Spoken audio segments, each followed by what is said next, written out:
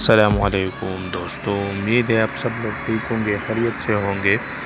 ہم آپ آج کے لیے ایک ایسی ویڈیو لائیں جو آپ کی زندگی بدل سکتا ہے۔ میرا مطلب ہے جو ہمارے بھائی بائک استعمال کرتے ہیں، موٹر سائیکل چلاتے ہیں اور ہیلمٹ نہیں پہنتے، یا تیز رفتاری کرتے ہیں، یا ون ویلنگ کرتے ہیں، جو بھی کرتے ہیں ویسی بائک چلاتے ہیں کم رفتار سے، وہ لوگ یہ ویڈیو ضرور دیکھیے۔